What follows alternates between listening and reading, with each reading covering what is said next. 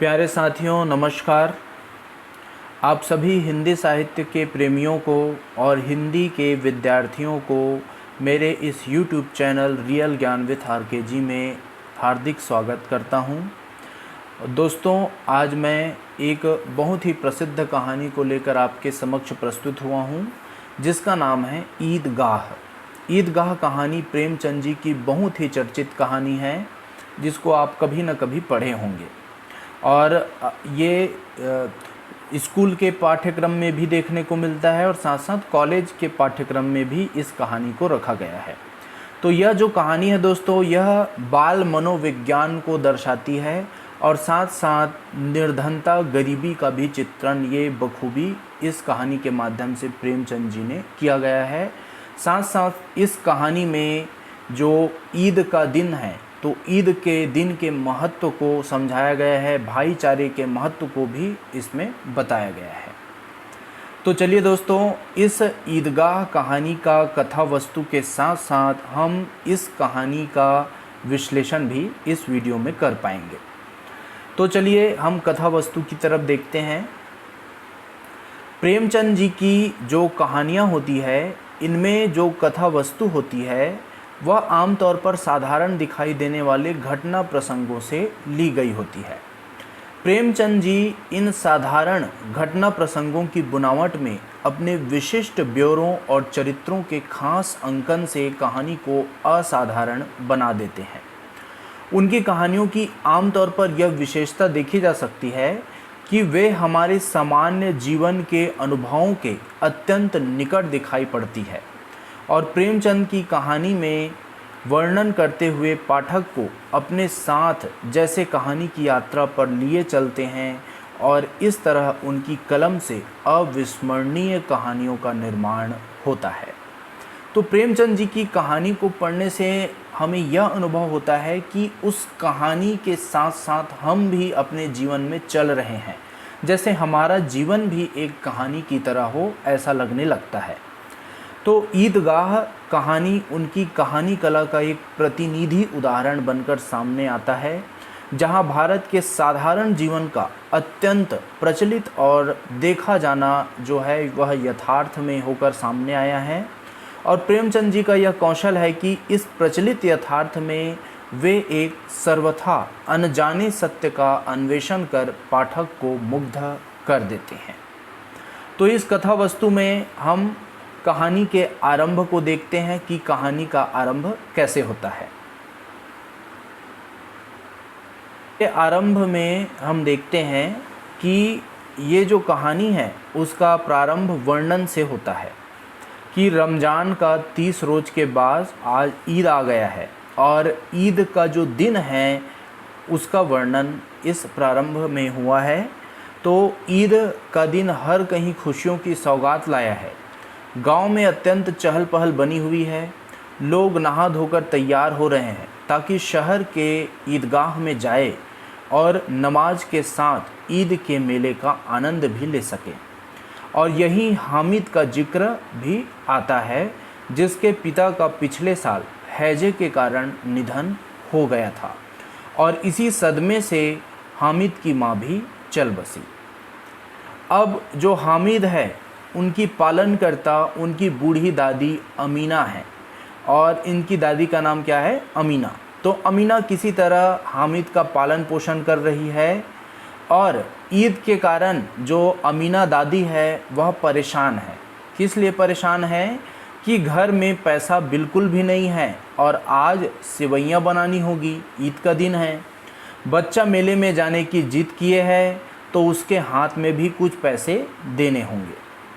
तो फिर ईद की बख्शिश मांगने धोबन, नाइन, मेहतराइन ईदगाह के संदर्भ में इत्यादि आएंगी, तो उसको भी कुछ ना कुछ देना होगा। इस तरह से वह सोचते हुए अमीना जो है वह परेशान है।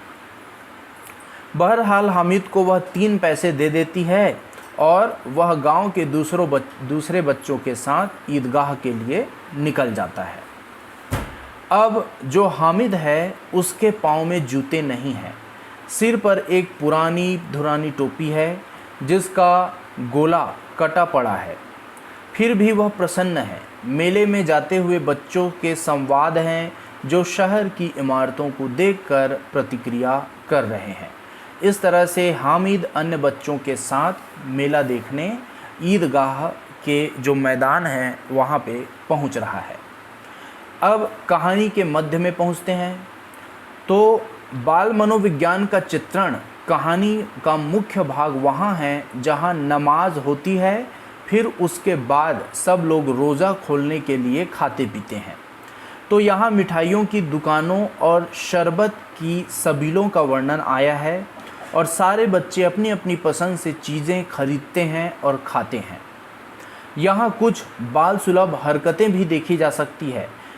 जब मोहसिन जो है वह हामिद को रेवड़ी लेने का निमंत्रण करता है और उसे न देकर चट से अपने मुंह में रख लेता है। तो इससे पहले मेले, झूले, चक्री और खिलौने की दुकानें आती है जहाँ से भी सभी बच्चे अपनी अपनी पसंद का कुछ न कुछ ले लेते हैं। यह जो है वह चरखी है, लकड़ी के हाथी, घोड़े, ऊंट छड़ों में लटके हुए हैं। अब 1 पैसा देकर बैठ जाओ और 25 चक्करों का मजा लो। तो इस तरह से यहाँ पे जो वर्णन हुआ है मेले का। तो महमूद और मोहसिन और नूरे और सिम्मी, ये जो 4 पात्र हैं ये हामिद के दोस्त हैं। महमूद, मोहसिन, नूरे और सम्मी। तो ये जो हैं वह इन घोड़ों और ऊँटों पर बैठ जाते हैं और चक्कर का मज़ा लेते हैं। हामिद जो है वह दूर खड़ा है क्योंकि उसके पास 3 ही पैसे हैं। अपने कोष का 1/3 भाग अर्थात 1 रुपया देकर, 1 पैसे देकर वह जरा सा चक्कर खाने के लिए वह बर्बाद नहीं कर सकता। इस तरह से वह सोच रहा है। फिर उसके बाद खिलौनों के संबंध में हामिद का मत हम देखते हैं। तो हामिद खिलौनों की निंदा करता है, वह खिलौना नहीं खरीदता। वे कहता है अपने आप को समझाने के लिए, दिलासा देने के लिए कि मिट्टी के ही तो हैं, गिरे तो चकनाचूर हो जाएंगे। लेकिन ललचाई हुई आंखों से खिलौनों को हामिद देख रहा है और चाहता है कि ज़रा देर के लिए उन्हें हाथों में ले सकता। उसके हाथ जो है अनायास ही लपकते हैं, लेकिन लड़के इतना त्यागी नहीं होते हैं, विशेषकर जब अभी नया शौक़ है, क्योंकि उसका बचपना ही है। हामिद ललचाता रह जाता है। आगे जो हामिद है उसकी नज़र जो है वह लोहे के सामान की एक दुकान पर जाती है और यहाँ एक चिमटा देखकर हामिद लोहे की दुकान पर रुक जाता है। वैसे ही कई चिमटे रखे हुए हैं और हामिद को ख्याल आया कि दादी के पास चिमटा नहीं है। तवे से रोटियां उतारती है तो उसके हाथ जल जाते हैं। अगर वह चिमटा ले जाकर दादी को दे दे तो वह कितना प्रसन्न होगी, फिर उनकी उंगलियां कभी न जलेगी और घर में एक काम की चीज़ भी हो जाएगी। खिलौनों से क्या फ़ायदा, व्यर्थ में पैसे खराब होते हैं, ज़रा देर ही तो खुशी होती है।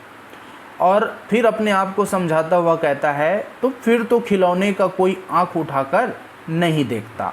एक बार उपयोग होने के बाद खिलौना को हम भूल जाते हैं। तो यह तो घर पहुँचते पहुँचते टूट कर फूट कर बराबर हो जाएंगे। या छोटे बच्चे जो मेले में नहीं आए हैं जिद करके ले लेंगे और उसे तोड़ डालेंगे।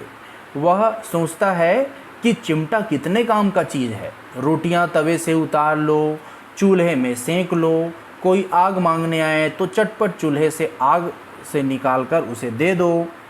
अम्मा बेचारी को कहाँ फुर्सत है कि बाज़ार आए और इतने पैसे ही कहाँ मिलते हैं जो रोज़ हाथ जला लेती है।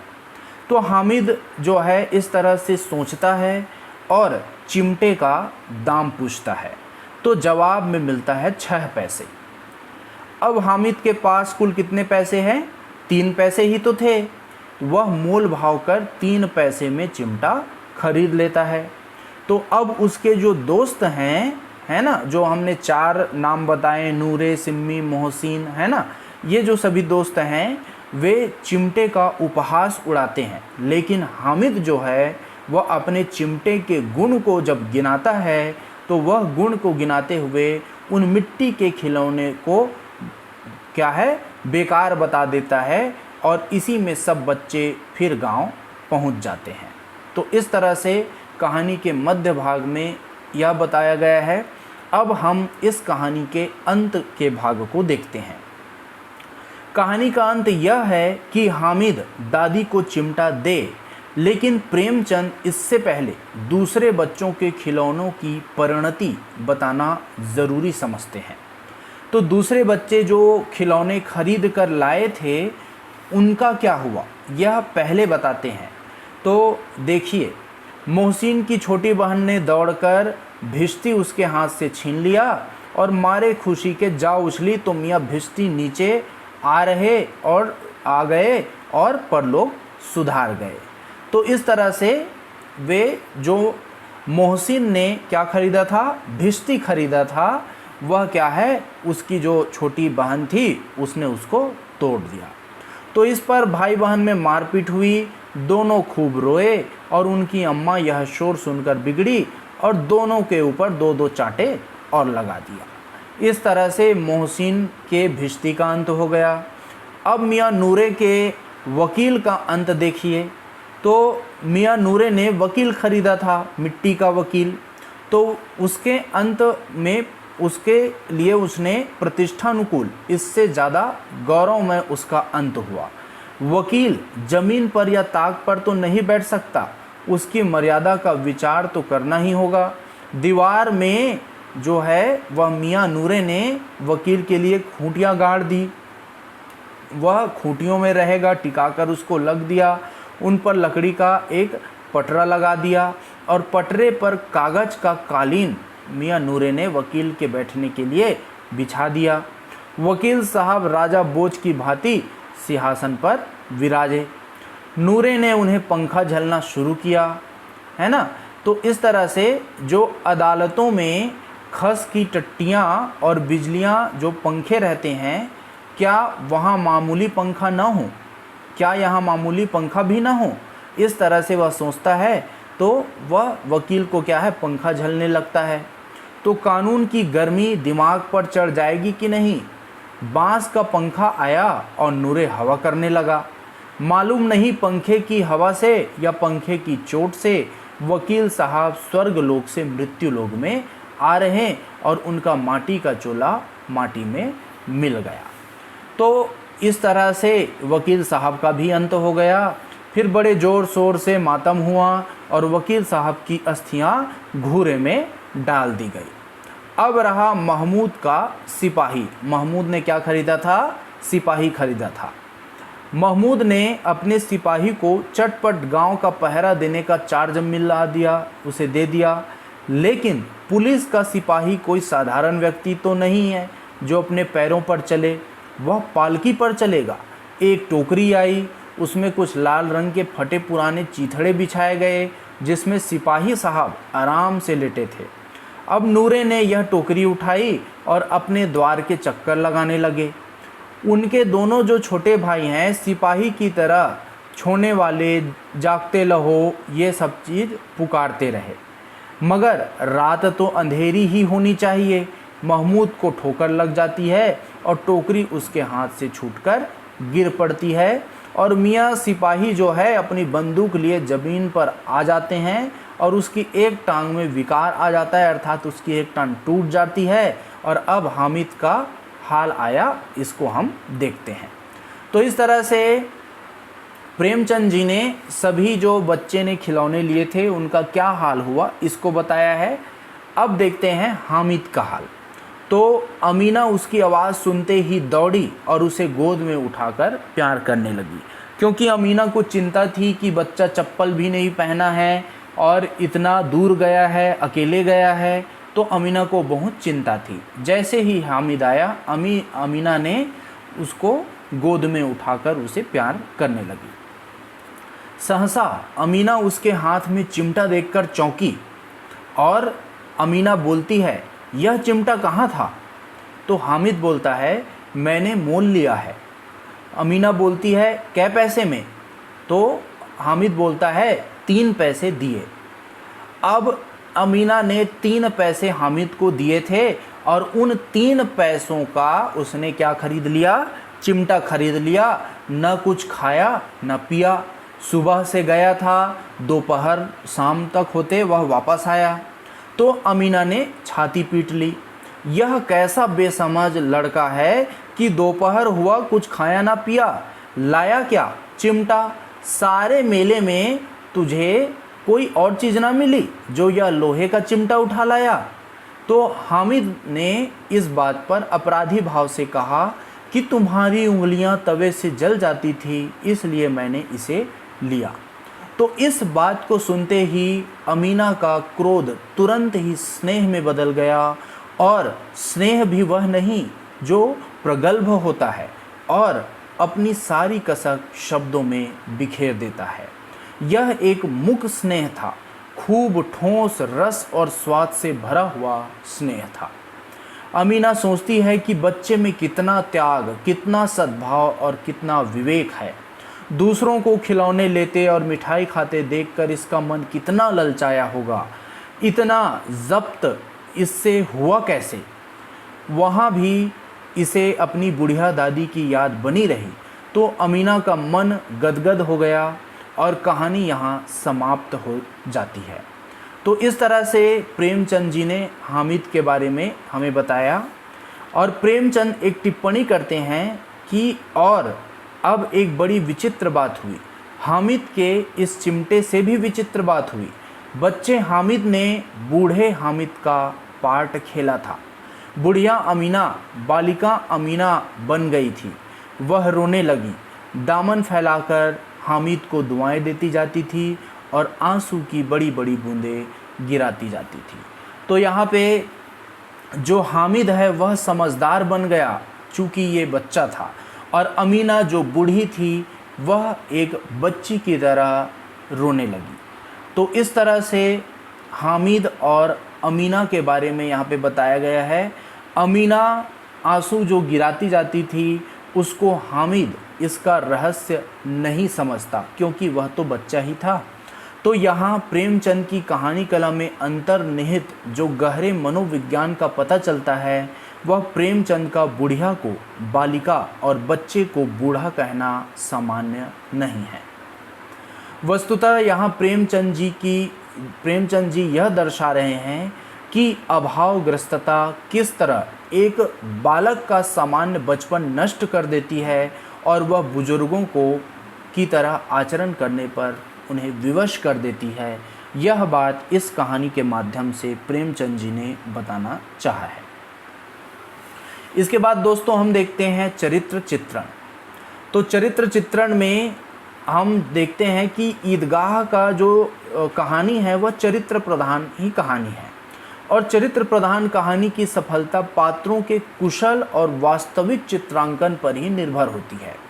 प्रेमचंद के चरित्रों पर नामवर सिंह की टिप्पणी है। नामवर सिंह जी बोलते हैं कि अमर कथा चरित्रों की सृष्टि का मूल स्रोत है जनता के प्रति अगाध प्यार और अचूक वर्ग चेतना। इन्हीं विशेषताओं के कारण प्रेमचंद अपने समकालीन अनेक लेखकों से बड़े हैं। ईदगाह कहानी में भी यही बात हमें दिखाई देती है, जहां हामिद और अमीना जैसे यादगार चरित्र आए हैं, और ये केवल इस कहानी के चरित्र ही नहीं रह जाते अपितु वर्ग के चरित्र भी बन जाते हैं, है ना। जो गरीब वर्ग हैं उनके चरित्र बनकर यह रह जाते हैं। अर्थात साहित्य में जो बच्चों की बात कीजिए तो हामिद आए और बूढ़ों की फहरिस्त बनाएं तो अमीना आ जाए। तो प्रेमचंद ने कहानी के संबंध में स्वयं लिखा है कि आजकल की आख्यायिका में समय की गति और रुचि से बहुत कुछ अंतर हो गया है। प्राचीन आख्यायिका कुतूहल प्रधान होती थी या आध्यात्मिक विषयक होती थी। वर्तमान आख्यायिका साहित्य के दूसरे अंगों की भांति मनोवैज्ञानिक विश्लेषण और मनोरहस्य के उद्घाटन को अपना ध्येय समझती है। तो इसमें इस कहानी के माध्यम से प्रेमचंद जी ने मनोवैज्ञानिक विश्लेषण और मनोरहस्य के उद्घाटन को अपना ध्येय बनाया है।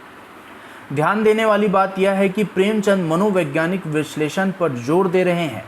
वे आगे लिखते हैं कि सबसे उत्तम कहानी वह होती है जिसका आधार किसी मनोवैज्ञानिक सत्य पर हो। साधु पिता का अपने कुव्यसनी पुत्र की दशा से दुखी होना मनोवैज्ञानिक सत्य है, और इस आवेग में पिता अपने मनोवेगों को चित्रित करना और तदनुकूल उसके व्यवहारों को प्रदर्शित करना कहानी को आकर्षक बना सकता है। बुरा आदमी भी विषयानुकूल बुरा नहीं होता, उसमें कहीं न कहीं देवता अवश्य छिपा होता है, और यह मनोवैज्ञानिक सत्य है। उस देवता को खोल कर दिखा देना सफल आख्यायिका लेखक का काम है। विपत्ति पर विपत्ति पड़ने से मनुष्य कितना दिलेर हो जाता है, यहाँ तक कि वह बड़े से बड़े संकट का सामना करने के लिए ताल ठोक कर तैयार हो जाता है। उसकी दुर्वासना भाग जाती है, उसके हृदय के किसी गुप्त स्थान में छिपे हुए जौहर निकल आते हैं और हमें चकित कर देते हैं। यह मनोवैज्ञानिक सत्य है। और आगे प्रेमचंद जी यह बोलते हैं कि एक ही घटना या दुर्घटना भिन्न भिन्न प्रकृति के मनुष्यों को भिन्न भिन्न रूप से प्रभावित करती है। हम कहानी में इसको सफलता के साथ दिखा सकें तो कहानी अवश्य आकर्षक होगी। किसी समस्या का समावेश कहानी को आकर्षक बनाने का सबसे उत्तम साधन है, और जीवन में ऐसी समस्याएं नित्य ही उपस्थित होती रहती है, और उनसे पैदा होने वाला द्वंद्व आख्यायिका को चमका देता है। तो इस तरह से प्रेमचंद जी अपने विचार देते हैं। तो प्रेमचंद जी ने ईदगाह कहानी में मनोवैज्ञानिकता को उभारा है, एक बच्चे के मनोवैज्ञानिकता को उसने उभारा है। और प्रेमचंद जी जो है वह ईदगाह जैसी कहानी में यही कहते हैं कि यहाँ अमीना और हामिद के मध्य पैदा हुआ द्वंद्व जिस गहरे प्रेम से उपजा है, वह मनुष्य के मन को गहराई से जानने वाला कोई लेखक ही रच सकता है। पूरी कहानी में इसके उदाहरण मिलते हैं। उदाहरण के रूप में हम देख सकते हैं कि ईदगाह जाने के लिए गांव के लड़कों में बेचैनी, मेले के लिए मिले पैसों को कुबेर का खजाना समझना, लड़कों का मिठाई देखकर मचलना, और हामिद को दोस्तों द्वारा चिढ़ाया जाना, लेकिन फिर भी जो है वह महबूब द्वारा अपने केले हामिद के साथ साझा करना, कुछ ऐसी ही बातें हैं कि जो प्रेमचंद की कहानी कला की विशेषताएं हैं। वे मनोवेगों का कुशल चित्रण करते हैं, जो लेकिन मनुष्य के भीतर बैठे हुए आशा के अमर स्रोतों की खोज भी नहीं छोड़ते। तो इस कहानी के प्रारंभ में एक ही वाक्य आया है, आशा तो बड़ी चीज़ है, और फिर बच्चों की आशा। और यहीं आगे फिर वे जैसे इसकी व्याख्या कर रहे हैं, उनकी कल्पना तो राई का पर्वत बना लेती है। हामिद के पाँव में जूते नहीं हैं, सिर पर एक पुरानी टोपी है जिसका गोटा काला पड़ गया है, फिर भी वह प्रसन्न है। जब उसके अब्बा जान थैलियाँ और अम्मी जान नियामतें लेकर आएंगी तो वह दिल से अरमान निकाल लेगा। तब देखेगा मोहसिन, नूरे और सम्मी कहाँ से उतने पैसे निकालेंगे। इस तरह से हामिद सोचता है। तो मनुष्य की जीवन शक्ति को कभी मध्यम न पड़ने देना प्रेमचंद की कहानी कला की सबसे बड़ा गुण है, और भूलना नहीं चाहिए कि भारत के स्वतंत्रता आंदोलन, जिसे राष्ट्रीय आंदोलन की संज्ञा देना कहीं अधिक संगत है, इसको साहित्य के माध्यम से वैचारिक ऊर्जा देने का काम प्रेमचंद जी ने किया है। कहानी वाचन की प्रक्रिया में आपने देखा है कि कहानी में मुख्यतः दादी अमीना और पोते हामिद का ही चरित्र आया है, और गौण चरित्रों में चौधरी भी है। हामिद के रूप में प्रेमचंद ने अमर और विशिष्ट चरित्र को गढ़ दिया है, जो अपनी निश्चलता में अप्रतिम है, और वहीं निर्धनता से बेबस और निरुपाय हो चुकी अमीना के आंसू हिंदी कहानी के इतिहास में न भूले जाने वाला दृश्य है। कहानी का अंतिम दृश्य है जिसको हम बता रहे हैं कि बुढ़िया का क्रोध तुरंत स्नेह में बदल गया, और स्नेह भी वह नहीं जो प्रगल्भ होता है और अपनी सारी कसक शब्दों में बिखेर देता है। यह मुख स्नेह था, खूब ठोस रस और स्वाद से भरा हुआ, और बच्चे में कितना त्याग, कितना सद्भाव और कितना विवेक है। दूसरों को खिलौने लेते और मिठाई खाते देखकर उसका मन कितना ललचाया होगा, इतना जब्त कैसे हुआ कैसे। और वहाँ भी इसे अपनी बुढ़िया दादी की याद आती रही, तो अमीना का मन गदगद हो गया। इस तरह से इस लास्ट में बताया गया है कहानी के आखिरी में। और यहाँ प्रेमचंद भी यह लिखने से खुद को नहीं रोक पाते हैं कि बच्चे ने किस तरह खुद पर नियंत्रण कर मिठाई न खाने का निश्चय किया होगा। वह अपने लिए खिलौना न लाकर दादी के लिए चिमटा लाया ताकि उसके हाथ न जले। तो प्रेमचंद इन दोनों पात्रों को चरित्रों में बदल देते हैं और आगे देखिए तो दादी की शक्ल भी बूढ़ी अमीना को कोई भुला नहीं सका है। अब देखते हैं दोस्तों ईदगाह कहानी का परिवेश। तो कहानी में केवल हामिद की निर्धनता का ही चित्र नहीं आया है। कहानी की शुरुआत में ही एक सामान्य टिप्पणी समूचे गांव वासियों के संबंध में की गई है।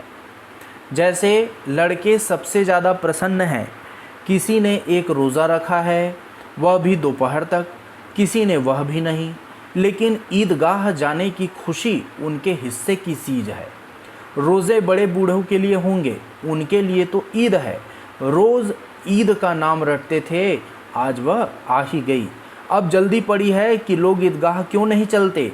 उन्हें गृहस्थी की चिंताओं से क्या प्रयोजन। सेवैयों के लिए दूध और शक्कर घर में है या नहीं, इनकी बला से ये तो सेवैयाँ खाएंगे। यह क्या जाने कि अब्बा जान क्यों बदहवास चौधरी कायम अली के घर दौड़े जा रहे हैं। उन्हें क्या खबर है ना, कि चौधरी आंखें बदल ले तो यह सारी ईद मुहर्रम हो जाए। और हामिद के जीवन की झलकी इस प्रकार दिखाई गई है कि जो हामिद है, इसके पाँव में जूते नहीं हैं, सिर पर एक पुरानी धुरानी टोपी है जिसका गोटा काला पड़ गया है, फिर भी वह प्रसन्न है। जब उसके अब्बा जान थैलियाँ और अम्मी जान नियामतें लेकर आएंगी तो वह दिल से अरमान निकाल लेगा। तब देखेगा कि मोहसिन, नूरे और सम्मी कहाँ से उतने पैसे निकालेंगे। अभागिन अमीना जो है वह अपनी कोठरी में बैठी यहाँ पे रो रही है। आज ईद का दिन है, उसके घर में दाना नहीं। आज आबिद होता तो क्या इसी तरह ईद आती और चली जाती। इस अंधकार और निराशा में अमीना डूबी जा रही है। और किसने बुलाया था इस निगोड़ी ईद को। इस घर में उसका काम नहीं, लेकिन हामिद, उसे किसी के मरने जीने से क्या मतलब है। उसके अंदर प्रकाश है और बाहर आशा है। विपत्ति अपना सारा दल बल लेकर आए, हामिद की आनंद भरी चिंतवन उसका विध्वंस कर देगी। तो इस तरह से परिवेश को दिखाया गया है। तो सामान्य मनोविज्ञान यह है कि बच्चे खेल तमाशे की चीज़ों और खाने पीने की वस्तुओं की तरफ सामान्य रूप से आकृष्ट होते हैं। लेकिन कहानी में असामान्य बात यह हुई है कि हामिद अपने 3 पैसों से न तो कुछ खाता है और न ही कोई खिलौना ही खरीदता है। इन पैसों से वह अपनी दादी के लिए चिमटा खरीदता है। क्यों? उसे ख्याल आया दादी के पास चिमटा नहीं है, तवे से रोटियां उतारती है तो हाथ जल जाता है। अगर वह चिमटा ले जाकर दादी को दे दे तो वह कितना प्रसन्न होगी, फिर उसकी उंगलियां कभी ना जलेगी। और वह सोचता है कि घर में एक काम की चीज़ हो जाएगी। खिलौनों से क्या फ़ायदा, व्यर्थ में पैसे खराब होते हैं। ज़रा देर ही तो खुशी होती है, फिर तो खिलौनों को कोई आंख उठाकर नहीं देखता। यह तो घर पहुँचते पहुँचते टूट फूट कर बराबर हो जाएंगे। या छोटे बच्चे जो मेले नहीं आए हैं, ज़िद करके उसे ले लेंगे और तोड़ डालेंगे। लेकिन चिमटा कितने काम की चीज़ है। रोटियां तवे से उतार लो, चूल्हे में सेक लो, कोई आग मांगने आए तो चटपट चूल्हे से आग निकाल कर उसे दे दो। अम्मा बेचारी को कहाँ फुर्सत है कि बाजार आए, और इतने पैसे भी कहाँ मिलते हैं, रोज़ हाथ जला लेती है। इस तरह से हामिद का जो सोच है उसको बताया गया है। तो क्या प्रेमचंद यह बता रहे हैं कि निर्धन भी मनुष्यता की कसौटी पर कम खरे नहीं हैं? असल में प्रेमचंद निर्धनता के बावजूद चरित्रों की उज्ज्वलता नहीं बता रहे। वे निर्धनता के संकटों और मुसीबतों का वर्णन करते हुए भी यह जानते हैं कि निर्धनता कोई स्तुत्य स्थिति नहीं है। हाँ, वे निर्धनता के बावजूद आशा और उत्साह को मध्यम नहीं होने देते। निम्न वर्ग के लोगों से उन्हें पूरी सहानुभूति है और उनके दुर्गुणों को भी वे नज़रअंदाज नहीं करते, बल्कि उन्हें भी विपरीत और कठिन स्थितियों की देन ही समझते हैं। अब दोस्तों हम बात कर लेते हैं संरचना शिल्प की तरफ। तो संरचना शिल्प में हम भाषा और शैली को देखते हैं। तो सबसे पहले हम देख लेते हैं ईदगाह कहानी की शैली को। तो इस कहानी में प्रेमचंद जी ने कला के संबंध में डॉक्टर रामविलास शर्मा जी ने अपनी पुस्तक प्रेमचंद और उनका युग में लिखा है कि प्रेमचंद ने ग्राम कथाओं से कहानी कहना सीखा था, उसकी नकल न की थी। उसकी शैली आमतौर से व्यंग्य प्रधान होती है, उसमें एक तरह का कसाव होता है। आगे वे कहते हैं कि एक काव्य तत्व जो ग्राम कथाओं में कभी कभी मिलता है। ग्राम कथाओं की एक विशेषता है कि उनमें कथा का काफ़ी प्रसार रहता है। उनमें स्थान, समय और घटना की एकता का प्रसिद्ध यूरोपियन नियम लागू नहीं होता है। इस तरह से ईदगाह कहानी में ये सारी बातें देखी जा सकती है और यहाँ भी प्रेमचंद जहाँ तहाँ व्यंग की बारीक मार करते दिखाई देते हैं। आगे रामविलास शर्मा जी कहते हैं कि कहानी के शीर्षक का ही उदाहरण लें तो जहाँ ईदगाह खुशियों का सौगात देने वाला है, वहीं बराबरी के महान संदेश को भी देता है, लेकिन वास्तव में ऐसा नहीं होता। प्रसिद्ध आलोचक शिव कुमार मिश्र ने लिखा है कि जब तक सब लोग ईदगाह में हैं, बराबर है, भाईचारे से बंधे हैं, धन और पद के भेदभाव से ऊपर है, क्योंकि प्रेमचंद ने इस्लाम के संदर्भ में जोर देकर उसकी इन विशेषताओं को रेखांकित किया है। परंतु जैसे ही नमाज खत्म होती है और लोग ईदगाह से बाहर आते हैं, ये जो भ्रातृत्व, बराबरी और भाईचारे की दीवार है वह भरभरा कर गिर जाती है। जिसके पास पैसे हैं वह मेले का आनंद लूटता है और जिसके पास पैसे नहीं वह अलग थलग मौज उड़ाने वालों की मस्ती देखता भर है और तरह तरह के तर्कों से अपने मन को समझाता और शांत करता है।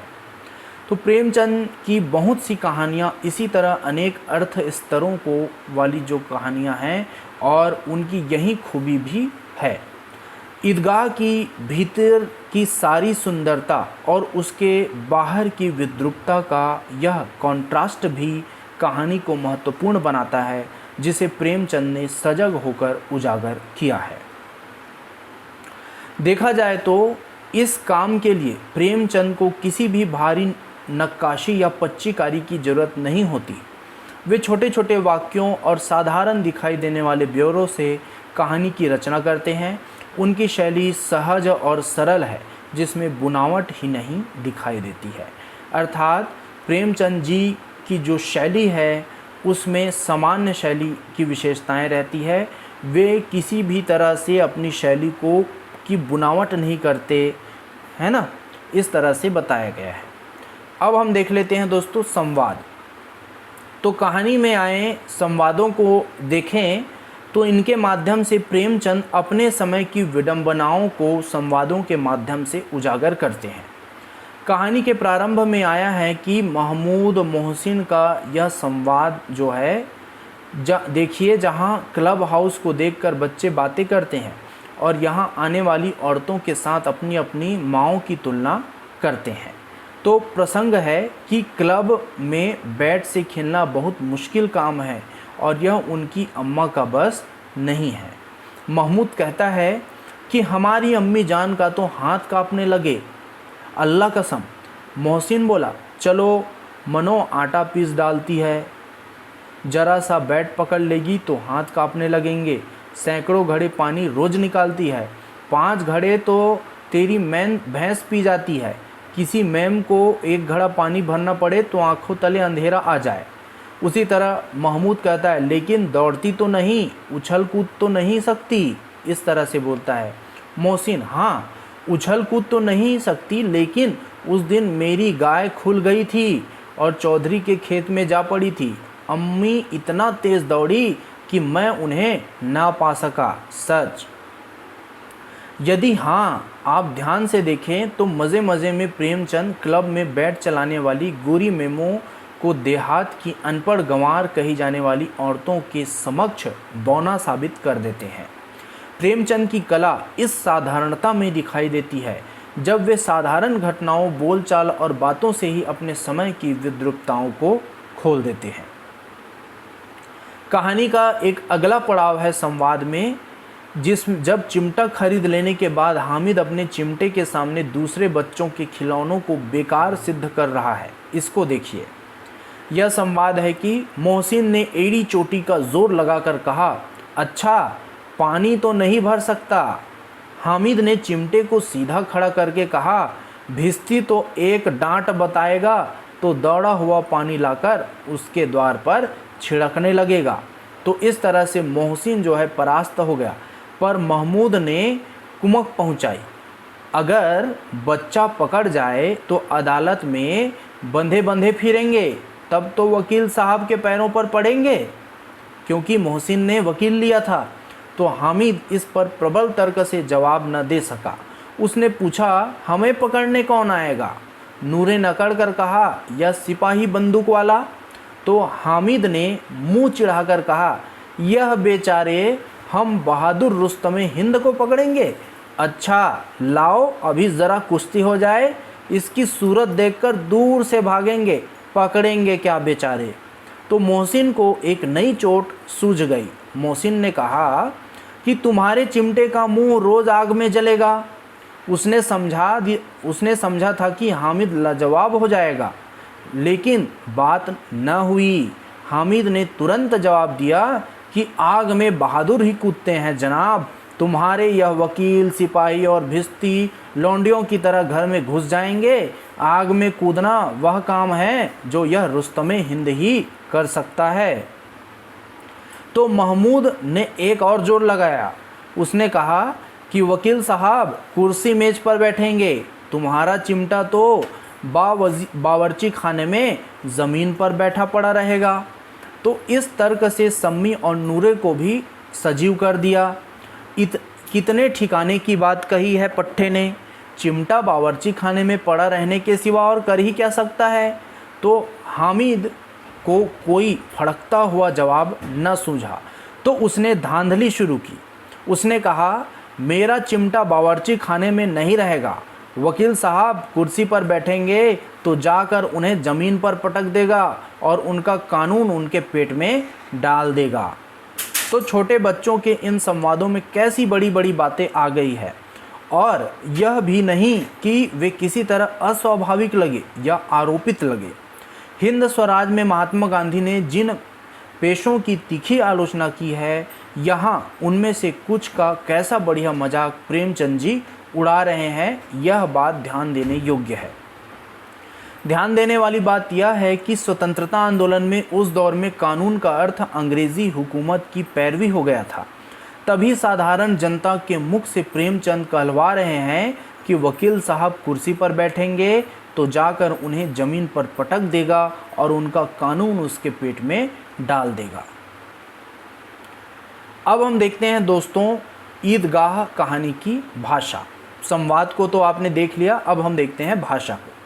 तो प्रेमचंद की कथा भाषा पर बात करते हुए सबसे पहले जिस बात पर हमारा ध्यान जाता है वह यह है कि भाषा का नितांत आमहफत होना, बोलचाल सरीखी होना और सुबोध होना, अर्थात भाषा का सरल होना, बोलचाल के जैसे होना और अच्छे से समझ में आ जाना, सुबोध होना।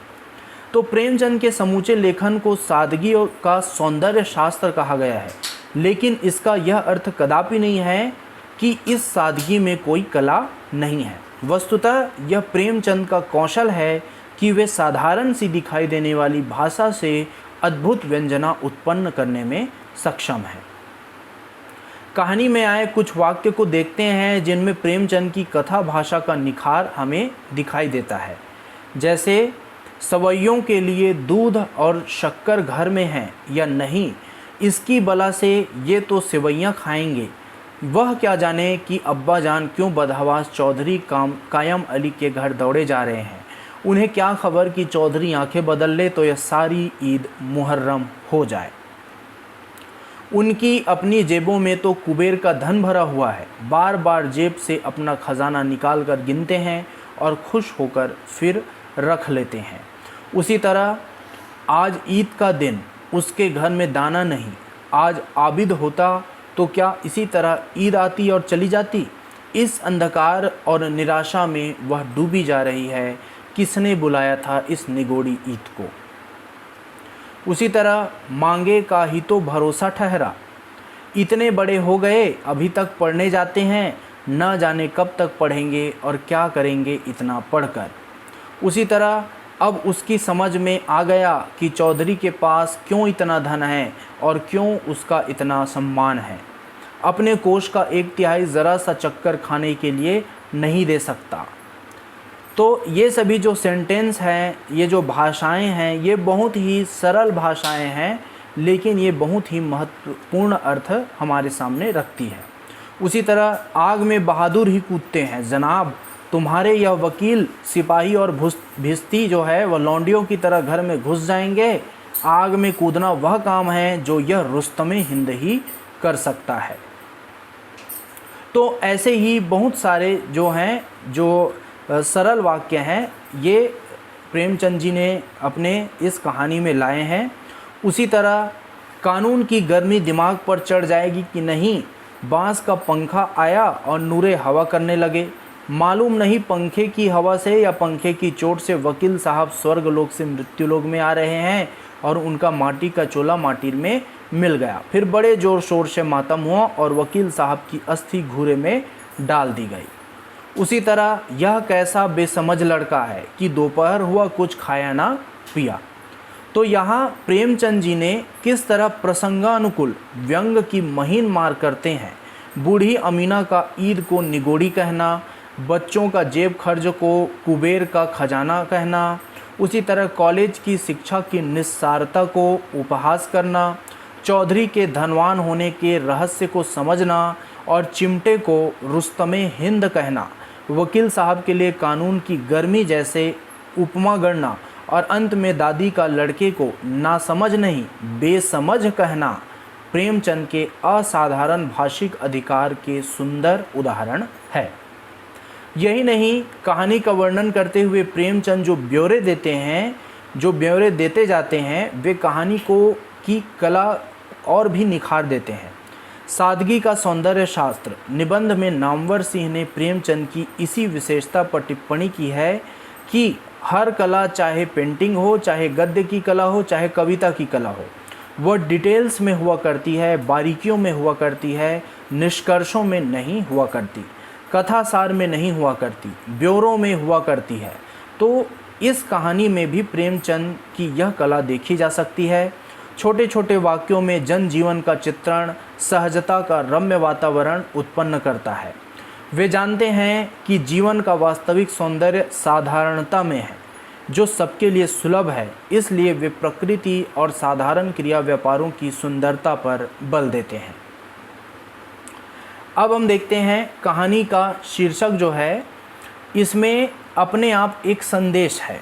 जो शीर्षक शब्द है, ईदगाह जो है वह खुशियों बांटने वाला जो है स्थल है, ईदगाह का जो मैदान है। और कहानी में हामिद की ईदगाह यात्रा अंततः अमीना और उसके नितांत मामूली और विपन्न जीवन में असाधारण खुशियों का संदेश लेकर लाती है। और यदि कहानी का शीर्षक चिमटा होता तो कहानी का भेद पहले ही खुल जाता, जो कहानी के अंत में खुलता है। और इन सभी दृष्टियों से यह कहानी बहुत ही अविस्मरणीय बन गई है।